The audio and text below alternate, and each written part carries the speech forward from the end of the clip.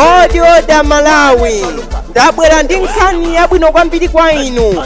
Sing'anga amene anachuka ndi zisamba m'Mozambiki akudziwitsa aliyense kuti wafika m'dziko lathu lino ndikuti tiwafika m'Malawi muno, ndipo tikudziwitsani kuti akuthana ndi vuto lililonse koma kupatulapo HIV and AIDS, koma mavuto azachuma ndi nkhani zachikondi komanso kusabereka ndi kuonjezerapo mphamvu za abambo, komanso ngati kutuluka tizilonda kumaliseche, vuto limene lamathana nalo pompopompo sizimatenga mwezi koma wiki imodzi yokha basi zimakhala zatha. Mabomu, chizonono, komanso ali ndi mwitano ngati mwamuna wanu ali kutali amabwerera pasanathe mawiki awiri. Tisachite kuyankhula zambiri ayi, zinazo mukazionera komweko. Amene mukufuna kulumikizana nawo tangoyembani pa manambala awa 0